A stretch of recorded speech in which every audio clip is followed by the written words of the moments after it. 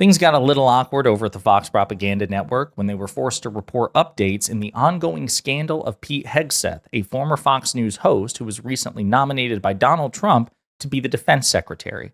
But before we unpack all that, if you end up liking this video and you want to support the channel, please be sure to hit the like, subscribe, and alert bells before you go. All right, friends, we got a clip or two to look at here. Pete Hegseth is one of the most controversial and least qualified of Donald Trump's many controversial, unqualified cabinet nominees. Until very recently, he was the co-host of Fox and Friends Weekends. And when I mean very recently, I mean he quit when he got the nomination from Donald Trump. That's how fresh he is from the Fox Propaganda Network. And as you know, Fox does everything in its power to avoid reporting on things that they find inconvenient for Donald Trump, MAGA Republicans, and certainly their own network. But unfortunately for them, Special Reports and Bret Baier and others were forced to cover recent developments in this ongoing scandal because Hegseth has been credibly accused of sexual misconduct, and more reporting coming out about him is particularly embarrassing. So we're going to play this clip in which they also show an awkward confrontation between Hegseth and another reporter, and then we're going to unpack it together. It's believed that Bondi is easier to confirm than Gates, but Defense Secretary nominee Pete Hegseth could be a problem. He faces questions about his personal conduct. We are talking with every senator that wants to talk to us, and the conversations we have with senators are, of course, going to remain private.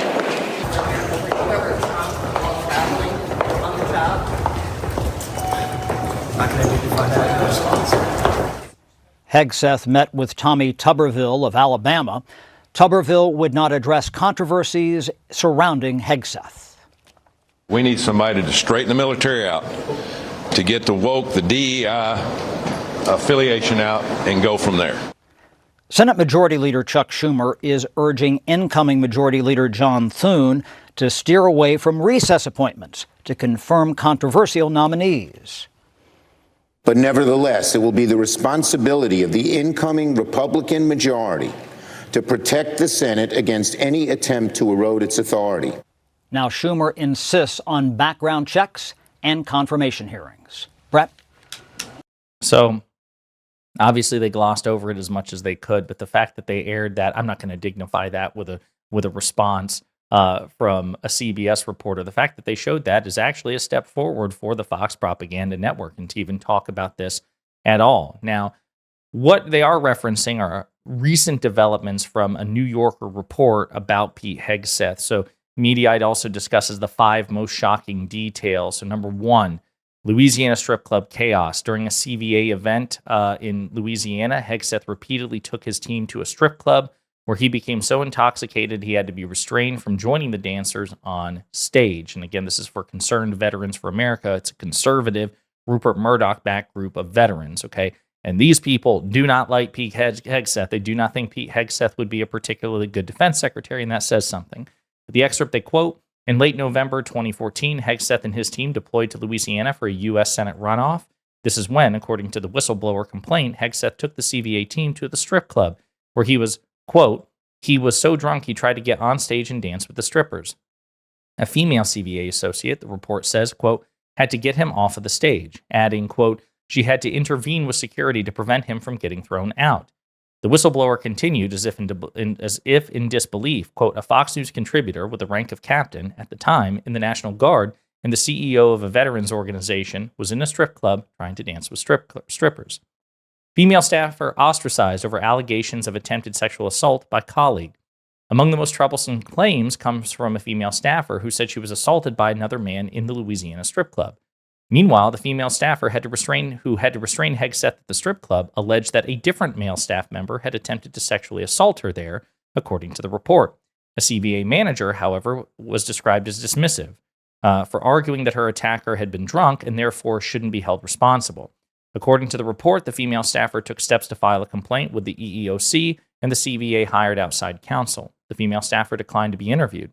But according to a source aware of the case, the matter was settled with a payment to the staffer concealed by a non-disclosure agreement.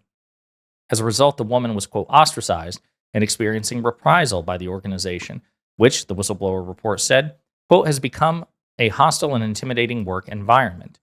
Another female staff member was also described as having been sexually harassed by a colleague, but was too intimidated to come forward, quote, because she desperately needs her job. The report declared in bold print, quote, "Fear of reprisal looms over every woman associated with the organization," this being an organization that Hegseth ran at the time. Hateful outburst, "Kill all Muslims." This one's really dark. Hegseth's behavior reportedly took a darker turn during a CVA event in Ohio, where, according to a former employee, he shouted hateful, drunken chants. On May 29, 2015, the staffer said Hegseth and someone traveling with the group's Defend Freedom tour closed down the bar at the Sheraton Suites Hotel. The duo yelled, "Kill all Muslims," multiple times in what the staffer described as a, quote, "drunk and violent manner." Hegseth's despicable behavior, he wrote, embarrassed the entire organization. He went on, quote, "I was personally ashamed, and others were as well." The staffer's letter cited a second incident in which he wrote, Hegseth, quote, "passed out on the back of a party bus, then urinated in front of a hotel where CVA's team was staying." Culture of sexism. The report alleges that under Hegseth's leadership, there was a pervasive culture of sexism and objectification. The report also says that Hegseth, who was married at the time, and other members of his management team sexually pursued the organization's female staffers, whom they divided into two groups, the party girls and the not party girls. Donor funds used for partying and hookups. Hegseth is accused of treating CVA's finances as a personal expense account and funding lavish parties and excursions. According to three knowledgeable sources, one of whom contributed to the whistleblower report, Hegseth was forced to step down from the organization in part because of concerns about his mismanagement and abuse of alcohol on the job. Quote, "Congratulations on removing Pete Hegseth," end quote, is the subject line of an email obtained by The New Yorker that was sent to Hegseth's successor as president of the group, Jay Pock, on January 15, 2016. The email, sent under a pseudonym by one of the whistleblowers, included a copy of the report and went on to say, quote, "Among the staff, the disgust for Pete was pretty high. Most veterans do not think he represents them nor their high standards of excellence." The email also stated that Hegseth, quote, "had a history of alcohol abuse and, quote, treated the organization funds like they were a personal expense account for partying, drinking, and using CVA events as little more than opportunities to hook up with women on the road." These revelations compound the controversy surrounding Hegseth, who has already been accused of settling a sexual assault allegation in 2017. With his confirmation pending, critics argue his history of misconduct and mismanagement disqualifies him from leading the Department of Defense, which makes sense given that the Defense Department is a massive organization. It's the biggest in the federal government, 3 million employees, a $900 million budget. And this guy couldn't competently run a very, very small veterans organization. I mean, that is a fraction of a fraction of a fraction of a rounding error in terms of manpower and budget. If you can't do that, literally, if you can't run a lemonade stand, why should you run a complex organization like a corporation? Likewise, if you're unable to competently manage something as small as the CVA, no disrespect to the CVA, but it is small in terms of budget and manpower, how can you be trusted to successfully run the DoD? People will appeal to the fact that, Hegseth is a decorated combat veteran. Okay, but that doesn't speak to administrative talent. That doesn't speak to command performance. The current defense secretary, who I imagine most MAGA Republicans despise, Lloyd Austin, he is also a decorated combat veteran. And he also actually has management experience, both as a high-ranking general and, of course, now as Secretary of Defense. So there's really not much in Hegseth's favor, but you saw from that Fox News clip that MAGA Republican politicians are desperate to curry favor with Donald Trump. We need someone to go in there and clean out the woke. We have the most powerful fighting force in the history of civilization. There's not a woke issue with the United States military, and certainly not in a way which is undermining military readiness. There's no evidence of that whatsoever. But that just goes to show that their priorities are these niche culture war issues and not actually competently managing the Defense Department. And again, I just think it's ironic that, the Fox Propaganda Network, they bent over backwards to avoid covering Pete Hegseth.